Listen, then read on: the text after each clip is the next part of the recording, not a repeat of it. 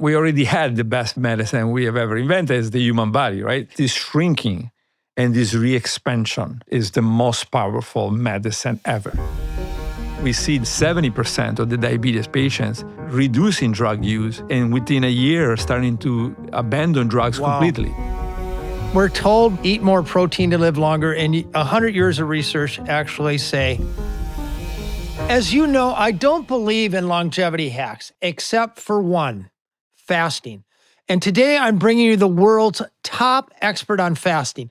Dr. Valter Longo is the director of the Longevity Institute at the University of Southern California. His research focuses on what actually causes us to age and how fasting can boost the immune system, reverse our biological age, and fight cancer both before and after we get it. He also shows how it's much better, fasting that is, than a GLP-1 for losing weight. He is the creator of the Fasting Mimicking Diet, Prolong, you may have heard of it, and the author of the international bestseller, The Longevity Diet. Now here's Dr. Longo. Let's start with fasting because I think right now, maybe because of you, but there is a lot of interest in fasting. Does it really work? Should I be doing it? Can you take us through over, say, a 5-day period? What happens if I only consume water for 5 days in a row? Is that good for my body or bad for my body? And what happens exactly? Yeah, if you stop eating, essentially your body has your liver has some glycogen reserves, right? Some carbohydrate reserves, and they can go for about a day or so. And then after it depletes these glycogen reserves, it begins to utilize fat, right? And a lot of that fat comes from the visceral fat, right? So the belly fat. The belly fat. That's where the fat is stored. And that is slowly consumed. And as that is consumed, then you see what are called ketone bodies. There are byproducts of fat breakdown. So these ketone bodies are being generated, and the fatty acids, so the fat, part of the fats are utilized as fuel. So now your brain and your heart and other organs can start using fatty acids and ketone bodies in addition to some glucose that comes from gluconeogenesis. Now the liver can use the amino acids from the muscle, but it can also use glycerol coming from the fat to generate glucose. And that glucose, for example, needs to continue to be made for the brain. Now, so the bottom line is, at first, your body can use this glycogen, which is ready access fuel, but then it starts turning your belly fat into fuel and various different kinds of fuel that the brain and the organs can use. Right. Just to simplify it, right? Right. Yeah, but it's also, there is something very important in this process, because basically when you because glycerol is being generated during fasting, is being released. That also has a job of protecting the utilization of your muscle as fuel, as alternative fuel. Interesting. Right? So when you break down the triglycerides, now you generate glycerol. That glycerol now can be used by the liver to make sugar. And so this is very important if you're thinking about drugs, for example, the GLP-1, and the fact that they cause a lot of muscle mass loss. Is because they don't have the sophistication of the fasting. And if, for example, if you look at grizzly bears, when they lose fat, during hibernation, they don't lose a lot of muscle. Interesting. They have, of course, you've evolved a program that breaks down fat, allows you to survive hibernation, but doesn't or minimizes the breakdown of This muscle. is really important. I just want to make sure I get it right. So when you start fasting and your body starts burning fat, it produces glycerol, which protects muscle from being broken down. When you do a GLP-1, it may help you burn fat, but it's not protecting your muscle. It is not protecting your muscle. In fact, some studies suggest that 30-40% of the weight loss is lean body mass, right? This is muscle loss. These are the large studies, right? So now they're developing drugs that have the job of trying to protect the muscle, but now yeah, you're adding more drugs to the drugs. Yeah. And of course, you can see the danger zone there. It's already Yeah. coming with a lot of side effects in addition to the muscle loss. But now you add in another drug that has the job of protecting you from muscle loss. And it's more and more interference with these beautiful programs that are billions of years old. You know? That is so elegantly put. Let's go back to our 5 days water only fast. Let's go back to our 150-pound person. Let's say he's overweight. How much weight could that person expect to lose over 5 days? And what percentage of that might be muscle doing a water only fast? Yeah. I know there's lots of variables. You can expect probably to lose about on average 7 or 8 pounds. Of fat or mostly fat, some muscle, but the muscle comes back when you refeed, right? So you have a temporary shrinking of the muscle, but it quickly comes back, right?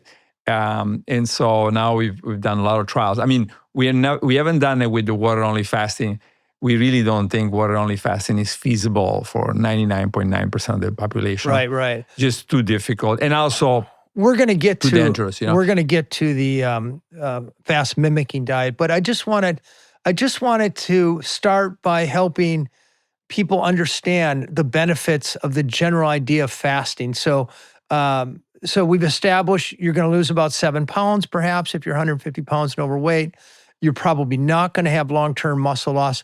What else happens in your body during a fast that's good? Yeah, so a lot of people talk about autophagy, and most people think a lot of autophagy. So autophagy is a self-eating process, right? The cells of the body eat their own content, let's say, right, for fuel. And so, a lot of experts think that this happens very quickly. But there's a trial that is going to be published pretty soon there, and indicating that it takes about the whole 5 days of fasting to begin autophagy in the blood cells, right? So it takes a long time for that at least a significantly high level of autophagy to occur. So we should make it clear that autophagy, when we're talking about eating cells, it's usually damaged cells. It's the cells you want to get rid of anyway, for the most part. That's sort of like our own wishful thinking, right? But the reality is that everything shrinks, right? So if you look at the human body, Ansel Keys back in, I think, in the 40s and 50s had done semi-starvation studies. University of Minnesota. In the University of Minnesota. And in one of the studies that I saw, the heart of the patients that was semi-starving for weeks and weeks was 41% smaller, right? So this is not just the damaged cells. I mean, this is good cells of the heart. Everything is shrinking. Now, as extreme as that is, you can see the potential, right? And so we've done a lot of studies now showing, at least in mice and rats, and it's difficult to do this. You can never do the Ansel Keys studies again.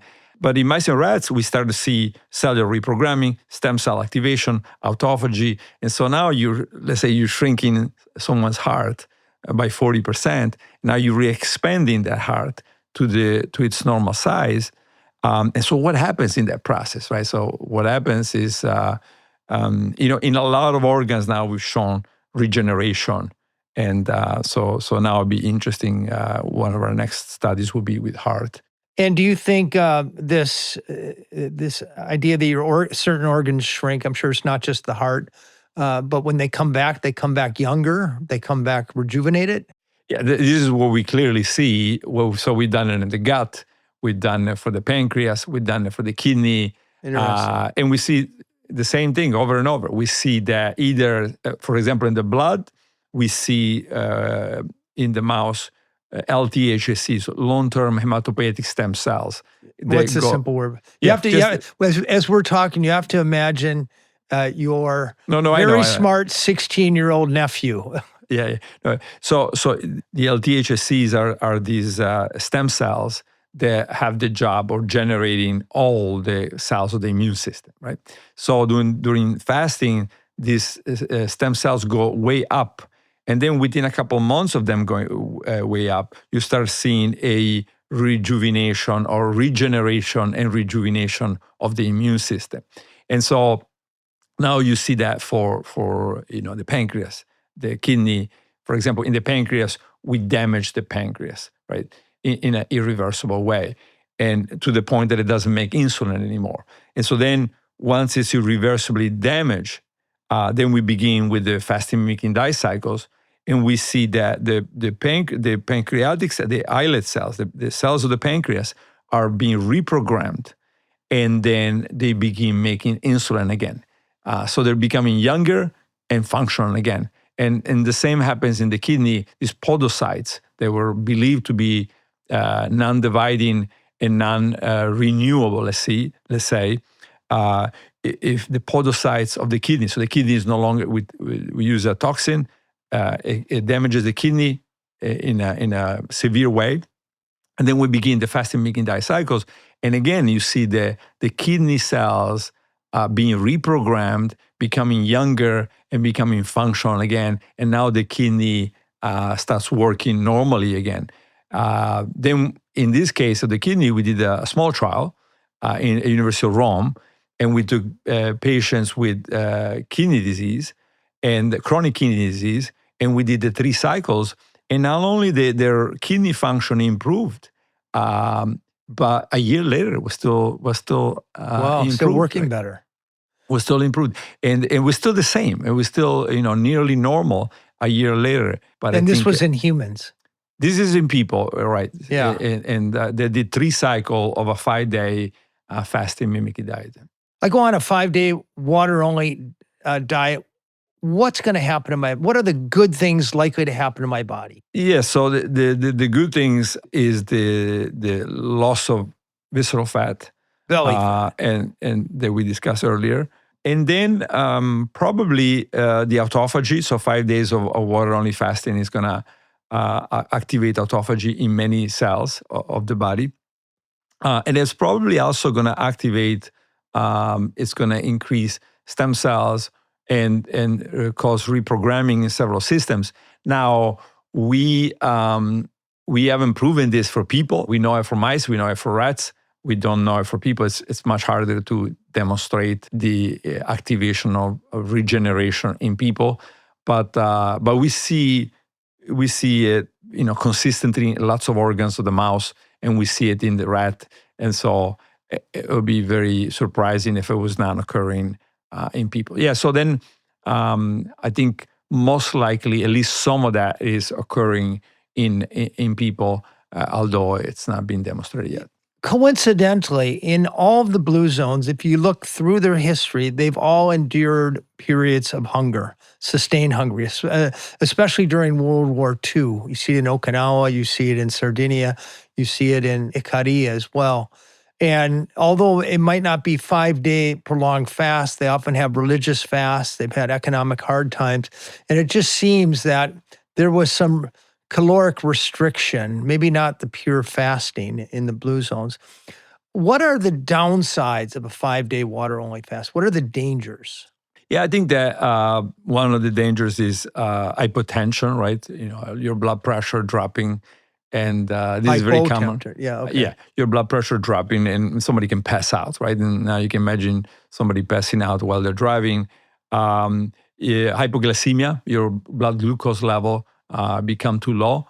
Now, keep in mind the water-only fasting does not have the salts, right? And this is why it's also helping with the hypertension, with the blood pressure becoming too low. So those are 2 of the main ones. But also there could be a number of other side effects that are there. For example, when we compare water-only fasting with the fasting mimicking diet in mice that had inflammatory bowel disease, right? So these autoimmune models, the water-only fasting actually increased the leakiness of the gut, right? And the fasting mimicking diet did not.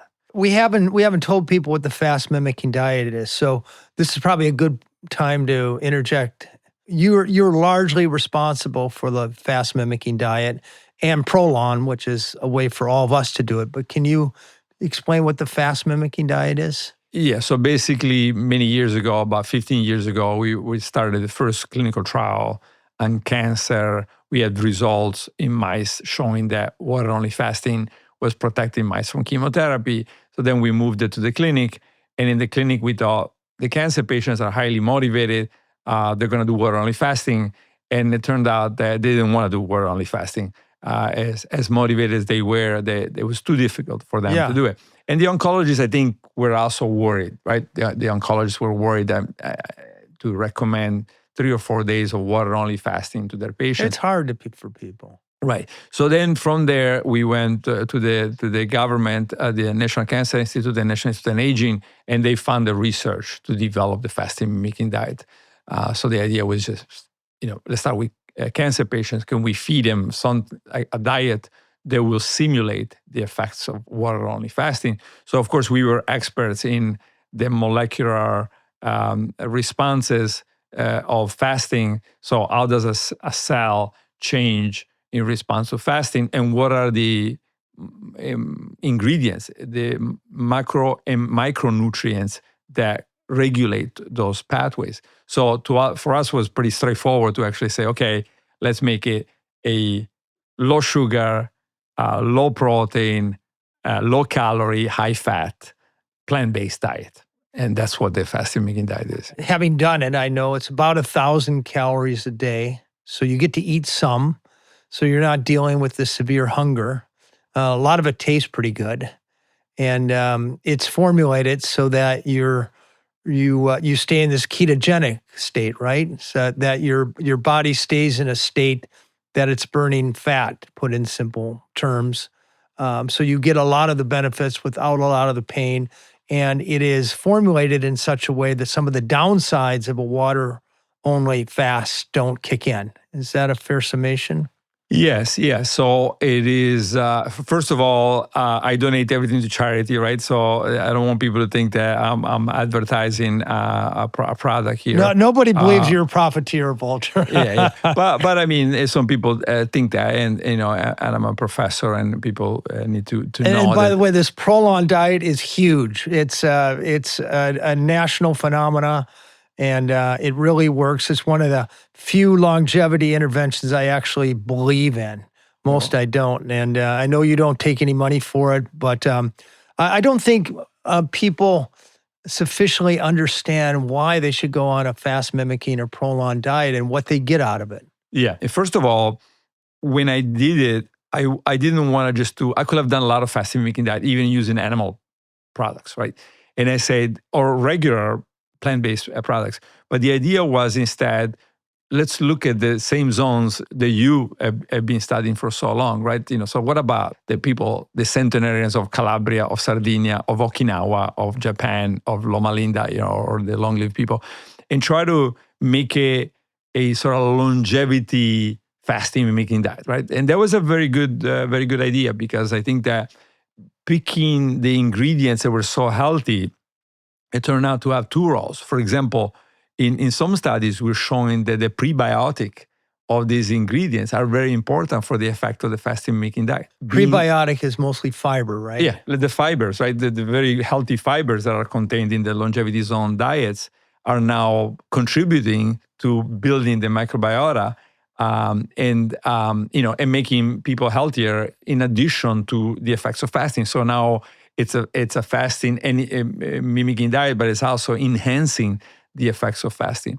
And the other thing that was, for which I think it was a really good idea, is that it's training people to be vegan, right? I mean, they don't have to turn vegan, but it's just making them, it's kind of like taking somebody to do a 10K run, right? Yeah, it's a gateway sort of to more plant-based. Yeah, so do a 10K run with me, and then maybe you realize that it's not so bad, right? And then you go back to the, so now, people that come from all kinds of diets. So now we're finishing a 500 people trial in Southern Italy.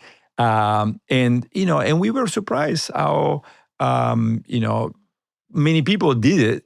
And now most people at least finished it. Not everybody finished that, but this was done only once every 3 months. And we now want to test it is it possible that you don't need to do this all the time? You could just do it once every 3, maybe 4, maybe 6 months, right? Is it possible that if you do it only, once every 3 to 6 months, it can still be effective, right? So we'll see. But for sure, we see a lot of evidence of the brain slowly being trained to accept a much healthier, let's say, longevity diet or blue zone type of diet.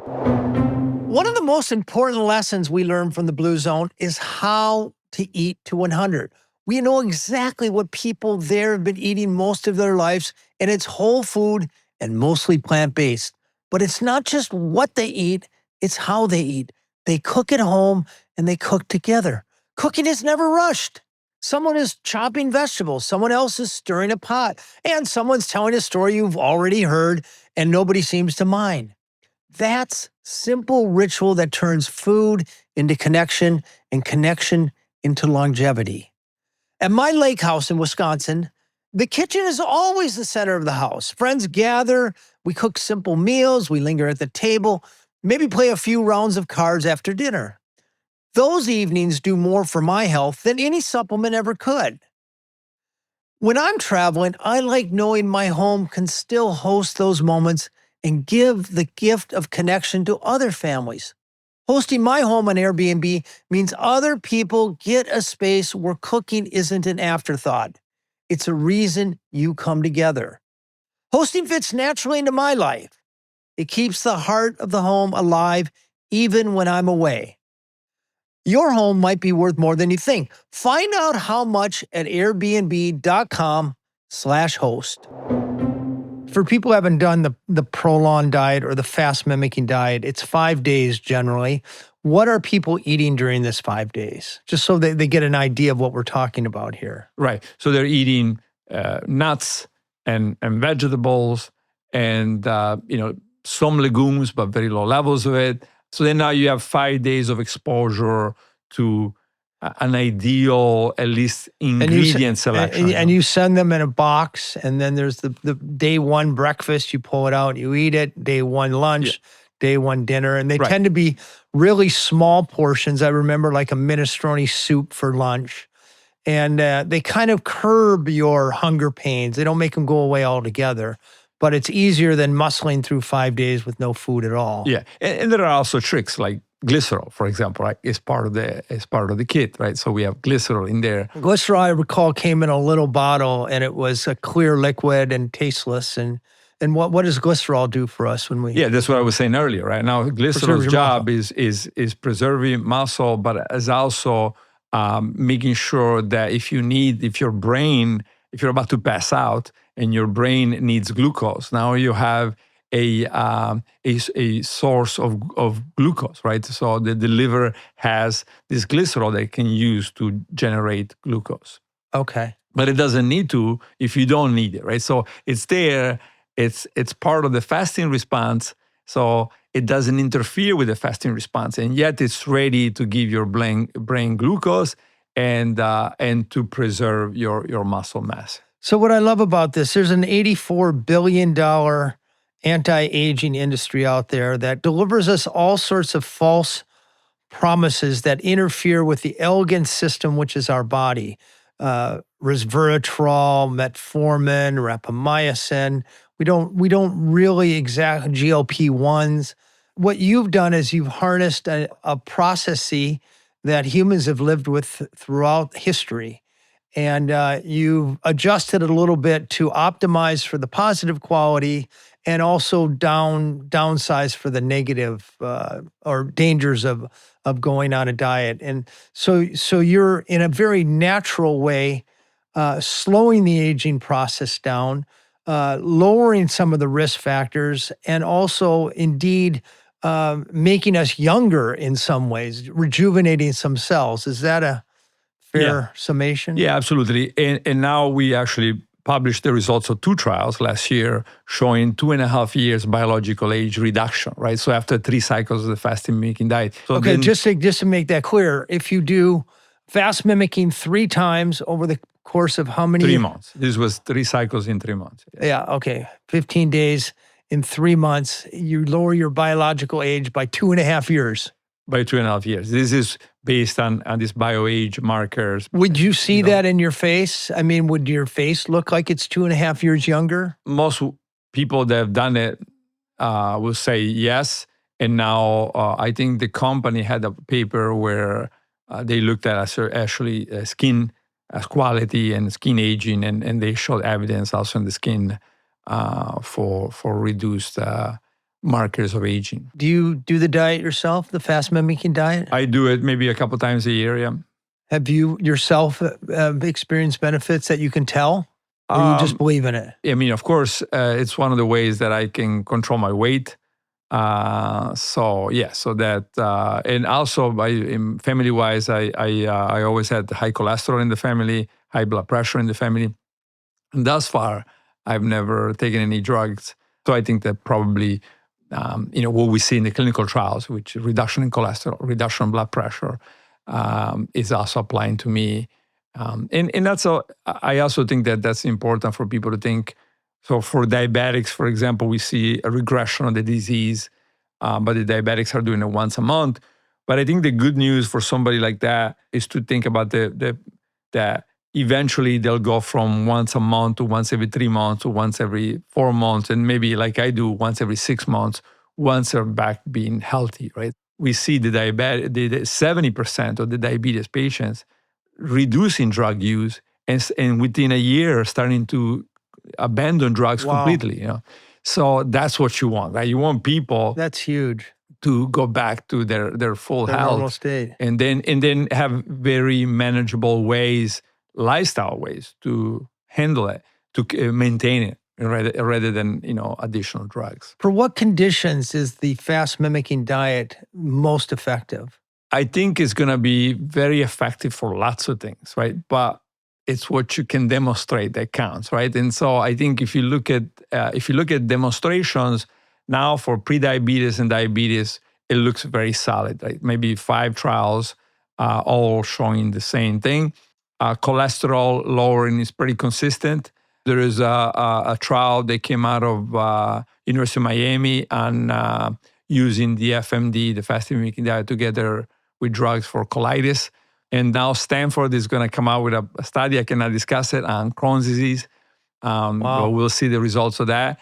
And then cancer, there's a lot of trials on cancer looking very promising for triple-negative breast cancer, very aggressive. So a Vernieri group in Milan showed that women at 4 years, this is a early study, but women that were taking chemotherapy alone had a survival that was nearly half compared to those that were doing fasting mimicking diet cycles and chemotherapy, right? So this is really amazing. I mean, this is the closest thing to a panacea I've ever heard of. And based on what you just told me, it's good for metabolic syndrome. It's good for a type 2 diabetes or prediabetes. It's good for cancer. It's good for irritable bowel disease, maybe good for colitis. I mean, it seems like arguably the best medicine we've ever invented. I always say we already had the best medicine we have ever invented, is the human body, right? So this is not, other than what I was saying earlier, the prebiotic, that I think adds to it. But I think the best medicine was already in the human body. Like I always talk about, if you cut yourself, right? Yeah. That's a perfect repair. Now, if you put artificial intelligence and 1,000 scientists saying, can you beat that, right? Can you beat that wound healing? And you do it, with your methods, probably take 30 years and trillions of dollars to just match that, right? Yeah. But the body knows how to do it. It costs you $3,000. Yeah. So then it probably tells us that this shrinking and this re-expansion is the most powerful medicine ever. So they shrink and they eat themselves, let's say, and now, but they're turning on stem cells, starting to reprogram cells. These Yamanaka factors are turned on everywhere, and they stand by.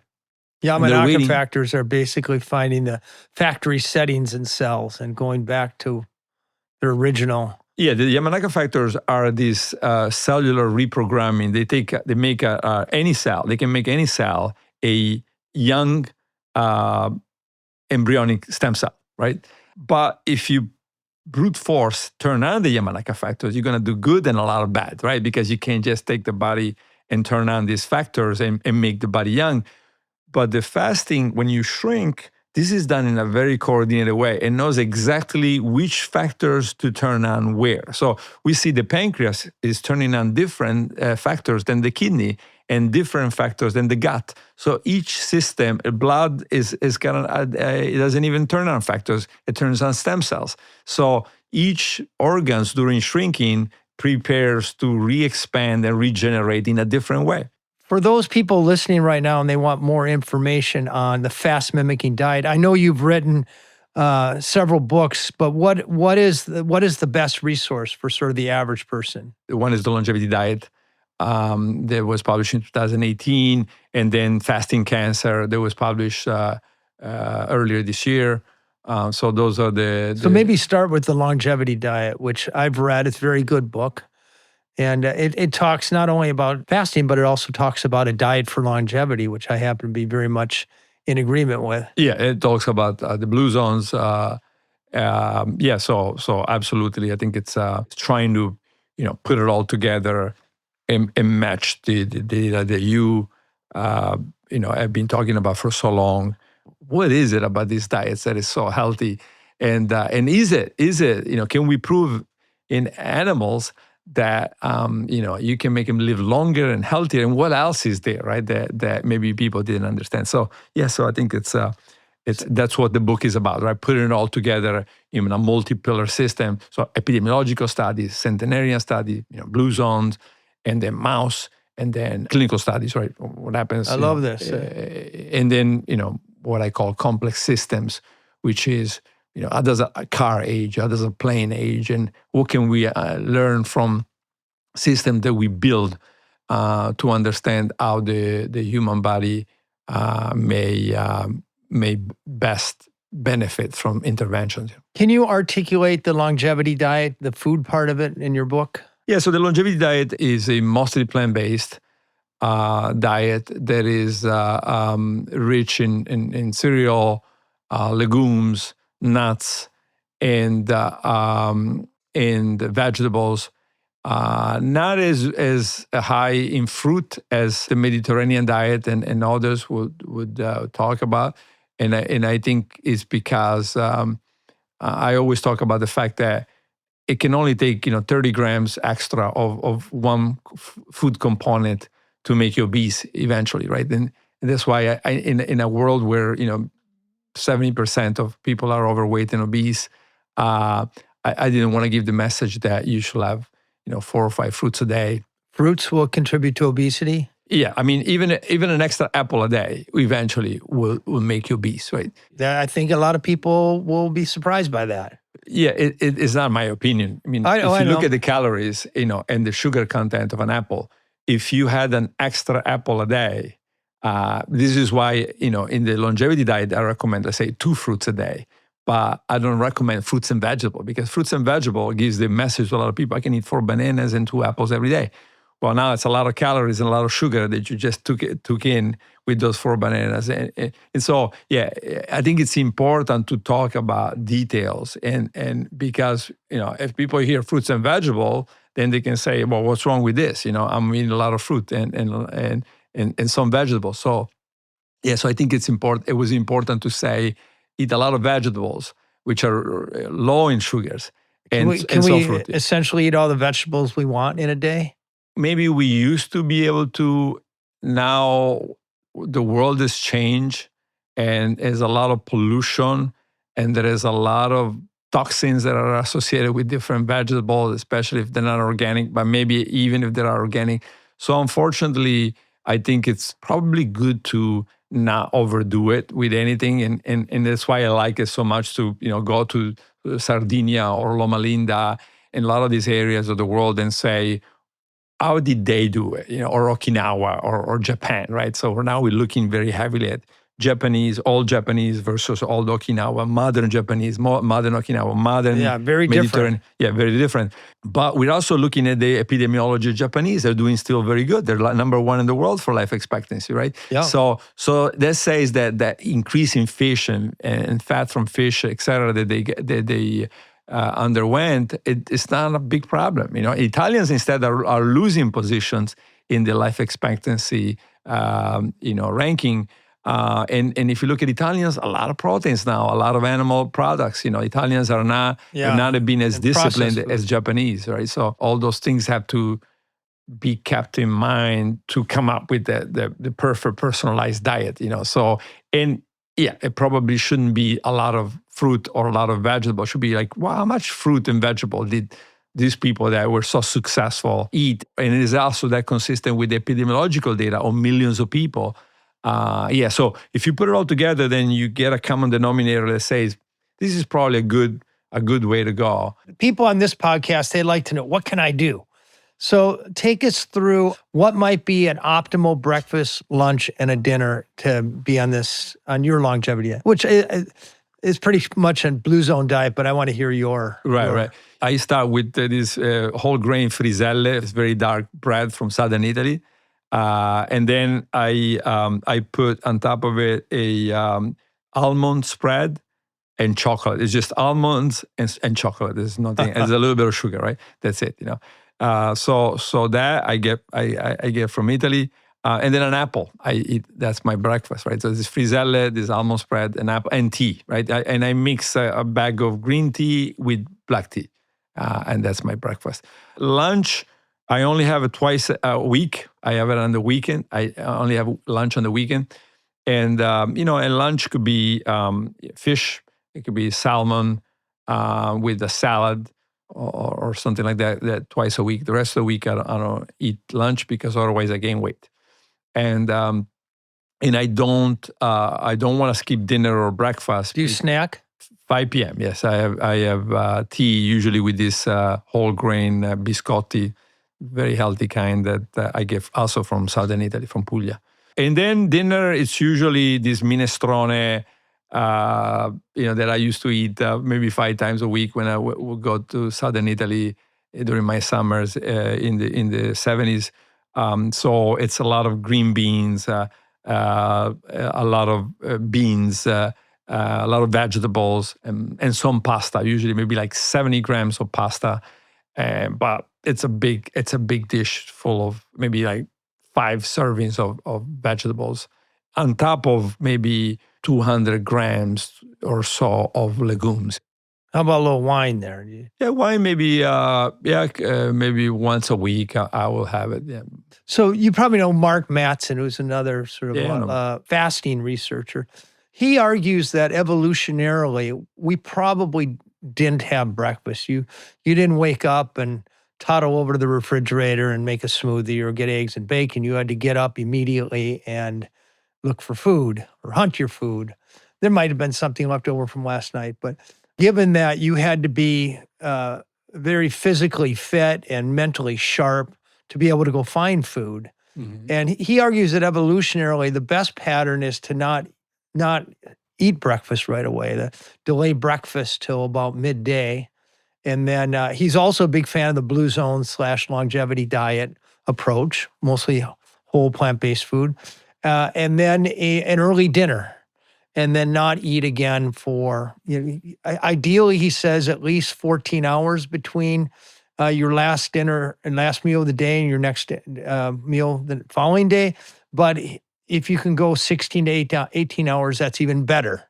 Yeah. So in other words, that would be a breakfast at noon and a dinner at 6, and then no more eating. Yeah, I mean, Mark and I agree on most things, and Sachin Panda and I agree on most things. We don't agree on this, right? And I think evolutionarily, people, if you look at the Tsimane and a lot of the tribes around the world that don't have very much access to medical care, they live, I think, at 60, you only have about 20% of people alive, right? So they have a short life, right? So those are Mike Gervin's tsunami people. Yeah. That means that it didn't matter 10,000 years ago because you were not trying to live to 110, right? So now you have to go to 110. So how do you get there? It turns out that if you look at the big pillar, which is epidemiological studies, if you go, if you skip breakfast over and over and over and over, you are among the higher mortality, twice as high cardiovascular disease group, right? And if you look at fasting and what happens to your cholesterol level while you're fasting, it just starts after 12 hours, it starts going up, right? And then you see multiple studies that are suggesting 20 to 30 points increase in cholesterol level, in circulating cholesterol level by the time you get to 16 hours. Now, a new study from China is suggesting that it doesn't matter when you do the 16 hours, your cardiovascular risk doubles, no matter when you do it, right? So now you put it all together and you're saying, wait a minute, this is not good, right? This is not better. This is twice as bad, right? So I would say I agree with Mark about the dinner, early dinner, very good thing. But I cannot do it. And most people I know cannot do the early dinner. Of course, I'm European, but yeah, if you could do early dinner. And Italian. Yeah. If you can do the early dinner, then it's good. But I think that doing 12 hours, and I've been challenging people for a long time, whereas you have a ton of studies associating the 16 hours with problems, including, by the way, gallstone formation, right?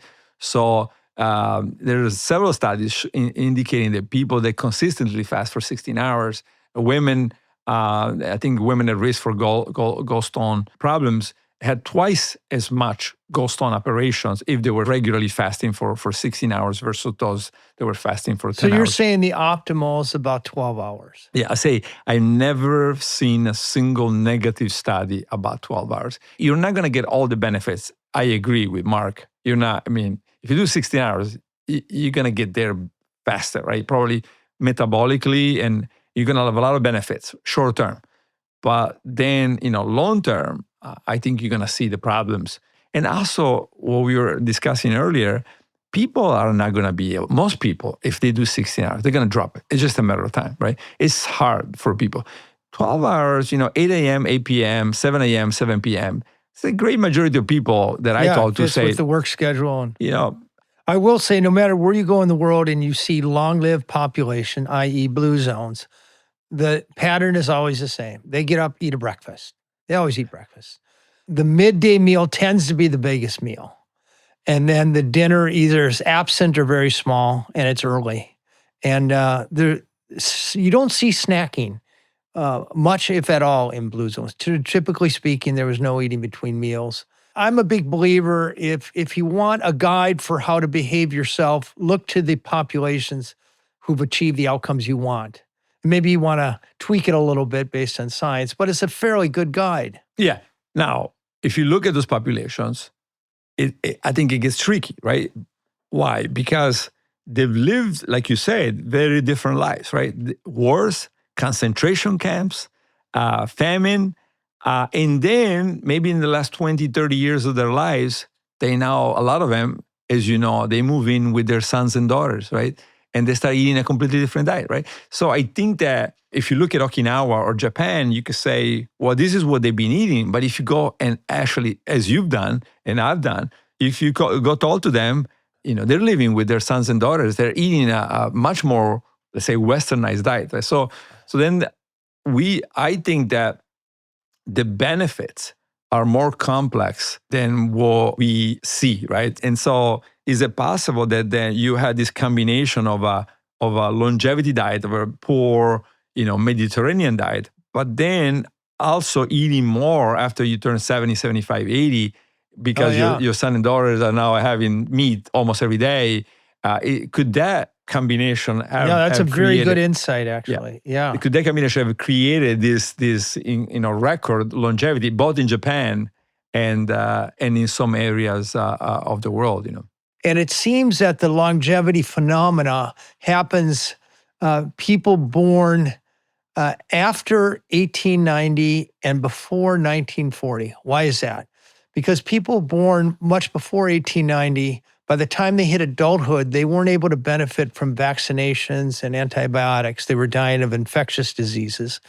And those people born after 1940, their traditional diets that were so healthy begin to get corrupted by the inclusion of ultra processed foods, too much meat and cheese and eggs and Coca-Cola, et cetera. And, cars enter the scene, so they're not walking as much. And then at the very end, social media.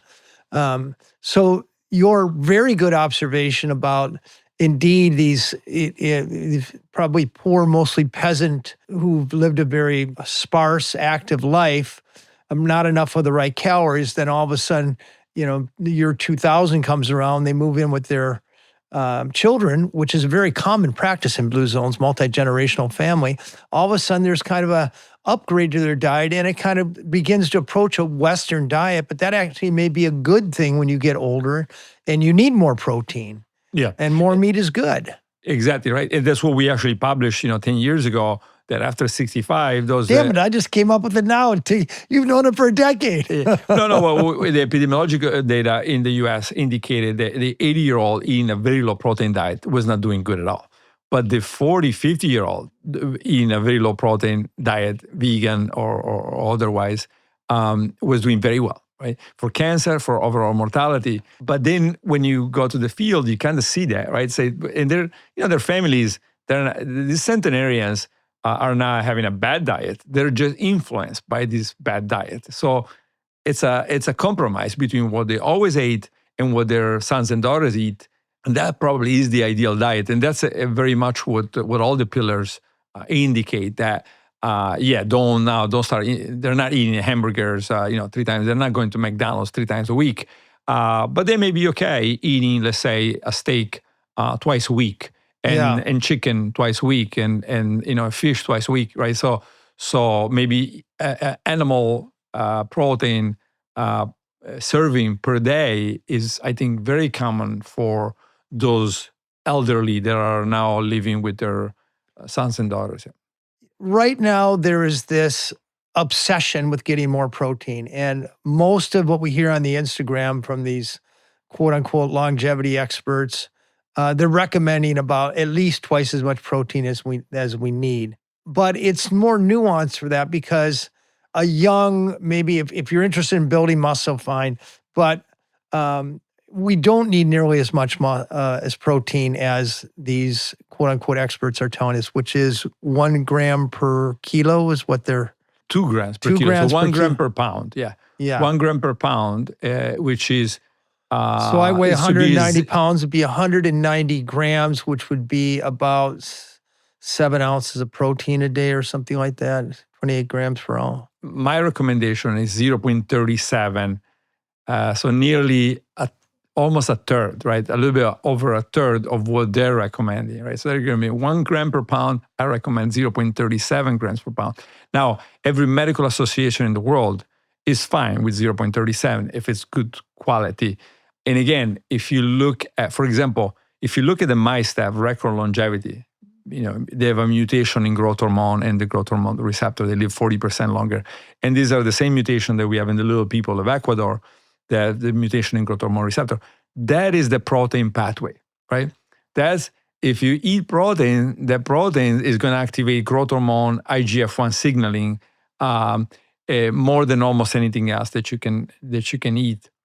And we know that, if you take people and you feed them a high protein diet, they will have high levels of IGF-1 or higher levels of IGF-1. And that's this pro-aging pathway, right? So just to give an example of how detached that is from the research, if you want to make a mouse live longer without calorie restriction, the only way, protein restriction or methionine restriction.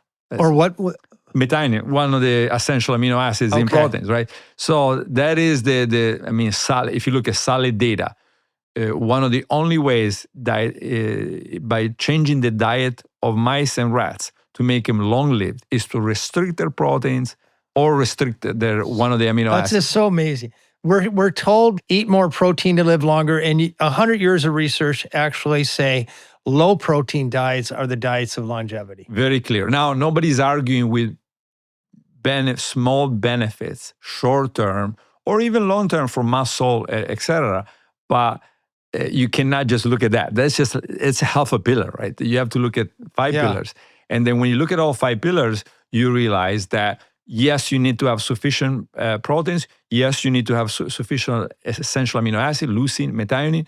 Yes, you need to do muscle training, but you have to have as little protein that gets you to that muscle mass as possible, because that otherwise you're getting a good and 3 bad. It's very confusing, though. I have to admit, I mean, I study this. It's hard to know what is low protein, medium protein, or high protein when you're out in shopping for your groceries. I mean, it's not that hard because it tells you exactly how much by law, right? So if you turn it, it'll say it's got The label per you serving this much protein. That's it, Okay. right? So if you buy the fish, it'll tell you exactly how many proteins per serving. If it's got 4 servings, it's pretty straightforward, actually. And I don't think you need to sit there with a calculator every day. Once you learn, hey, if I eat about this much fish, I will have 25 grams of protein, then you know that if you have that fillet of fish, you're about halfway to the proteins you need for the day. And you also know that most of the protein, the rest of the protein should come from plant-based sources. Yeah. But a general rule is we should not be thinking we should be eating steak to get the protein we need, or we shouldn't necessarily be adding protein powders to our smoothies. Well, steaks consistently come at the very top at longevity shortening, right? So red meat and processed meat, study after study after study. So, the best thing is to avoid them at least to age 65, avoid them almost completely, right? Or minimize, right? So kind of like mercury-containing fish, right? So yeah, you can eat it, but it's got to be once a month, right? Maybe twice a month. But the other, maybe like white meat, okay, once a week, right? So, or maybe twice a week. And fish, 2-3 times a week, maybe 4 times a week. And depending on what age, are you losing muscle mass? So yeah, you want to make sure that you don't then get into this malnourished, frail group, because now you're going from one problem to another problem, right? And that's why, yes, we need to avoid this 1 gram per pound animal protein levels, but we also need to avoid frailty. Where do you come down on eggs? Net positive or negative? Eggs, from what I remember from a New England large study, up to 3 eggs a week did not have any negative effects, right, on the population. As you went up from 3, from what I remember, it started to be associated with increased mortality. So I would say 3 eggs a week seemed to be a good limit. Again, we're talking about optimal, the perfect diet, right? Yeah. So put it all together, that's a perfect diet. Now, people can decide how close they want to be to the perfect diet, but the perfect diet seems to say that. Yeah. How about the pasta paradox, I call it, because here you're Italian, and Italians enjoy about 5 extra years of life expectancy over Americans, yet they eat a lot of pasta. On the other hand, the carbophobes will say, oh my God, simple carbohydrates, pasta. So how do you reconcile those two situations? I think people confuse high portion of calories coming from carbohydrate from excess carbohydrate, right? So you need to avoid excess carbohydrate, because even if you have an extra 30 grams, as I was saying earlier, of any carbohydrate, which is about an ounce. Yeah, if you have an extra ounce a day of carbohydrates, you're gonna be obese. It's gonna take a few years, but you're gonna be obese. So that's bad. But when you look at where proportionally the calories should come from, the data suggests that ideally about 50 to 60. So there's a Lancet study showing that it was better to have 80% of your calories coming from carbs than having a 20% very low carbohydrate. So it's better to have an extremely high carbohydrate diet. And by the way, that's what Japanese used to have. That's what Okinawans used to have. It was 80% carbohydrate diet, right? Yeah. But it was low calorie. So the Okinawans traditionally used to have 1,800 kilocalories per day. And the Japanese 2,100, right? So they were calorie restricted already 60, 70 years ago. Now, most people, if you're starting to gain weight, if you're on a generally high carbohydrate diet, you have to look for starches like bread and pasta and potatoes and rice. That's probably what's causing a lot of the problem, together with the animal fats. So it's not what we're eating so much when it comes to carbohydrates, it's how much. In other words, spaghetti can be just fine. Oh, it is. I mean, we know it's just fine because Caruso and Emma Morano ate pasta every day, right? So Emma Morano became the oldest person who ever lived in Italy, right? 117. And what does she eat every day? She had pasta and bread, and so did everybody you followed, right? In most places that you went to, right? So the Okinawans had the purple sweet potatoes, right? And the Japanese had a ton of rice historically, right? That's all they could get. And so I think that carbohydrates are perfectly fine, but you cannot have more than you need. Even a few grams, even 1 ounce or even half an ounce, eventually is going to turn into an extra pound of fat, 2, 5, 10, 20. And in 20 years, you're going to be obese. You have to keep Valter, you bring up a really good point here because we're constantly marketed this idea of you need to add this to your diet. You need this extra nutrient, this extra superfood. You need extra protein, you need extra meat, whatever it is. But actually, it's not so much about what as it is about the quantity. No, what it matters a lot, right? So having the ingredients. Yeah. So if you look at but let's just say a whole plant-based diet. We could split hairs on should we eat more broccoli or more nightshades or more carrots. But what you're saying here is you got to be really careful not to eat more grams than we need. Yeah. There's different issues. Like one is probably the nourishment, right? So if you eat the broccolis and you eat the carrots and you eat a lot of vegetables and fruits, that's micronutrients, right? You're probably not going to be deficient in anything that you need, including the fibers. But when it comes to weight, it is going to be that extra piece of bread or potato every day. One extra potato eventually is going to make you obese, right? And so all you have to do is understand that you're gaining weight and then adjust with the starches in most cases, or with the you can also lower, let's say, if you're having lots of animal fats.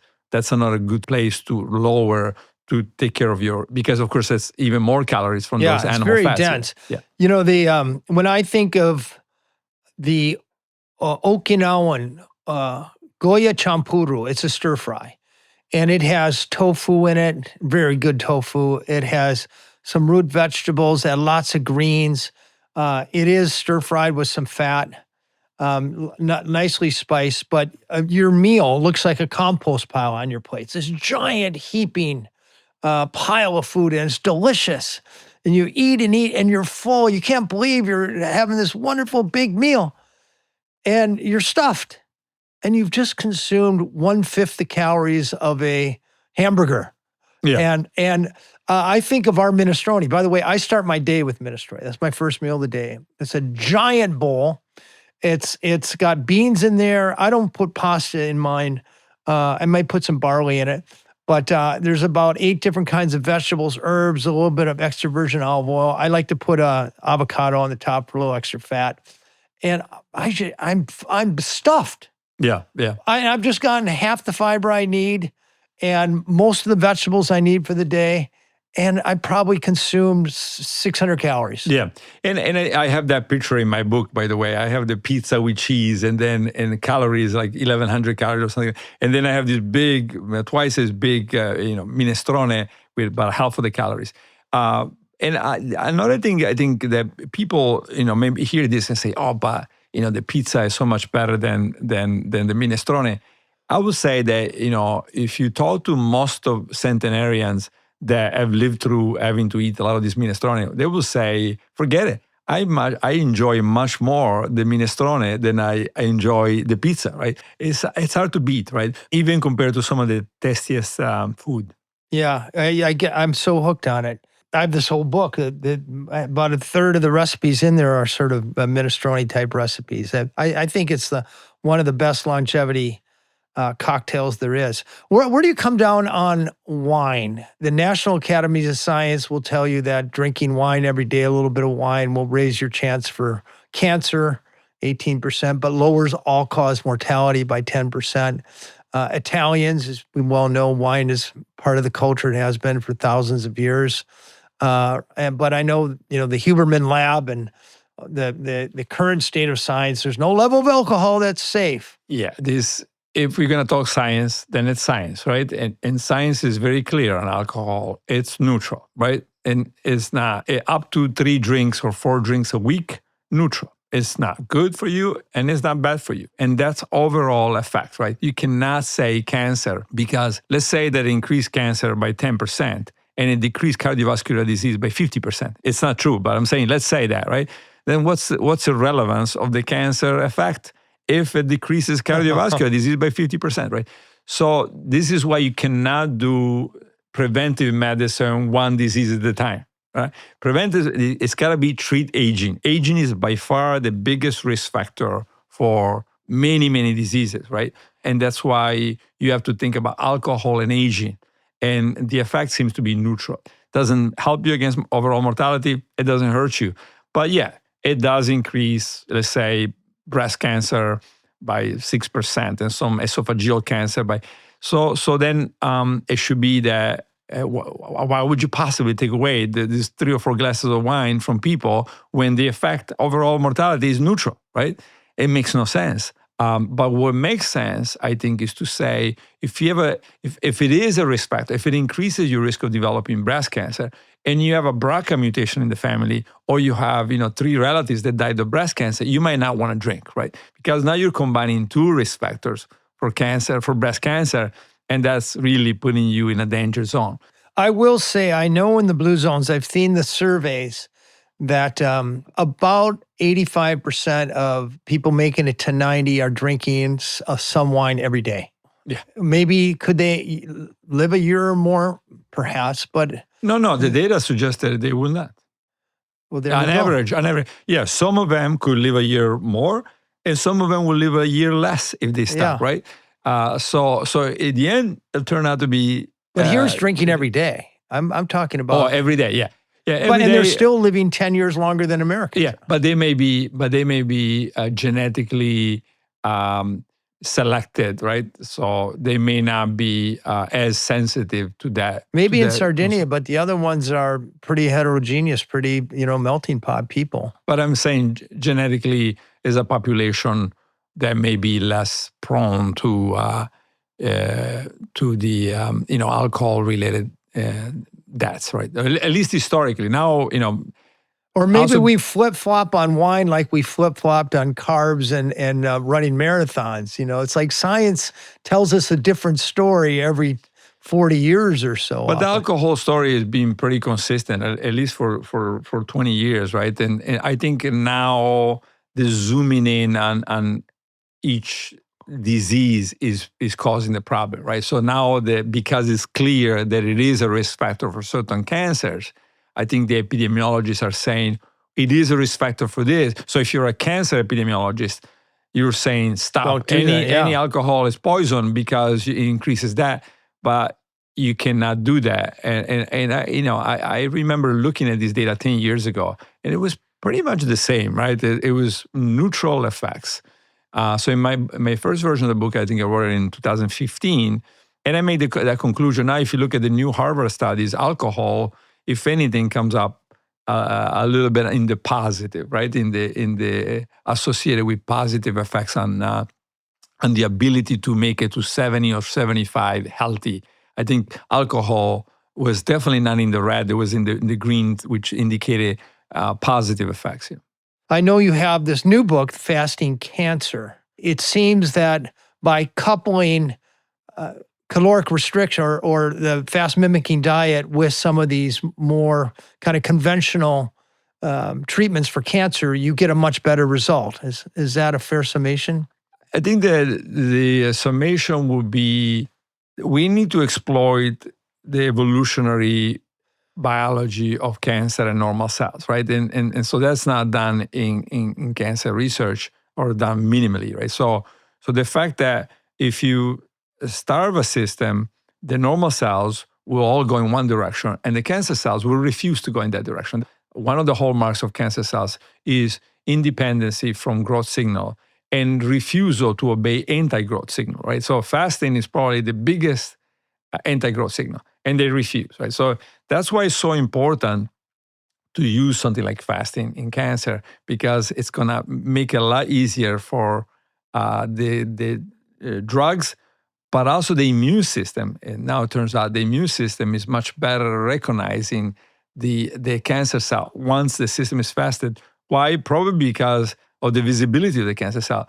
If I know that if I fast you, you should stop. Your cells should stop. And if the immune system now is observing these cancer cells are rebelling, maybe that's a signal. And that's what we see in the clinic now, in the mice, but also in the clinic, like in T cells and immune cells attacking the cancer cells more after fasting cycles, right? So it's like maybe an opportunity to see a rebel cell and kill that rebel cell. In general, if I've gotten a cancer diagnosis, breast cancer, colon cancer, leukemia, brain cancer, is it a good idea, no matter what, just to start the fast mimicking diet? I think it's good to talk to the oncologist, and then I have a foundation clinic, a nonprofit that follows patients. So you're saying it might be an okay diet, but you want to do it under a doctor's supervision.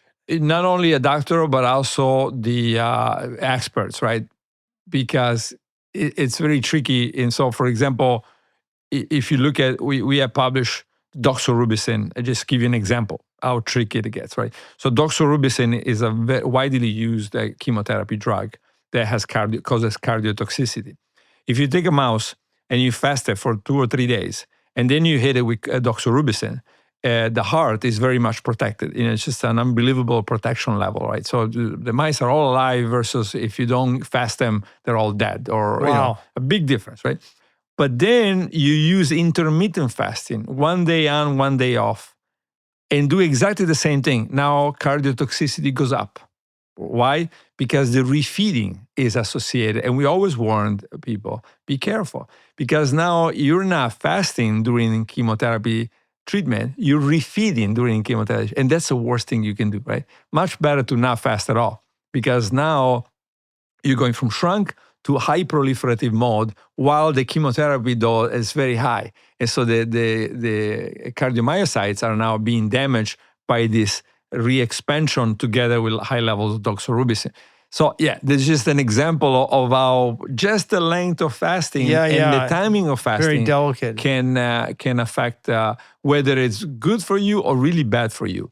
And it's exactly the same drug, and it's exactly the same patient. What do you say to people out there who've just received a diagnosis of cancer? What should their first step be if they want to explore the interaction of fasting or caloric restriction with their treatment? Yeah, contact the Create Cures Foundation. Spell that for me. Create Cures. Create Cures, okay. Foundation, yeah. And Foundation. then there's a lot of specialized PhDs and nutritionists that do that for a living.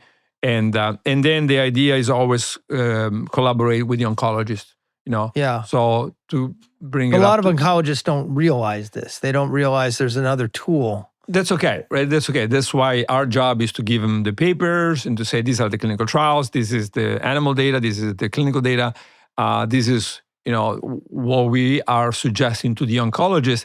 Then it's between the oncologist and the patient to make a decision. So for example, a lot of the times if a patient is stage 1 breast cancer, let's say, this is one of the most common type of patients that they see in the foundation, we tell them just use the longevity diet, let's say a blue zone type diet, and then we give them 14-hour time restricted eating, right? A little bit longer because there's data suggesting much better survival in breast cancer women that do 14 hours. So even now it's moving more to the range that I don't like for everybody else, but for cancer, it's not a bad idea. So 14-hour time restricted eating, so you fast for 14 hours a day, plus the longevity diet for a stage 1. If it's a stage 4 stage 3, stage 4, but especially stage 4, most patients, we try to put in the fasting mimicking diet and time it in the right way. And we look at the muscle mass, we look at the weight loss and lots of different things. And then we make recommendations to the oncologist about what is probably the ideal type of fasting to do and how often. Maybe a first step is getting Valter's book, Fasting Cancer, for an overview, and then read the longevity diet. And you have two very good tools to begin your journey to healing. Yeah, and both of the books, my royalties go to the foundations, right? So I encourage people to read it, and if they have a problem, contact the foundation clinic. I love it. Do you think you're going to live to 100? I always say I'm afraid I'm going to die tomorrow, but I like to go to 120. But for some reason, most journalists take out the part about tomorrow and they keep 120. Yeah. Well, we're going to keep the 120 here.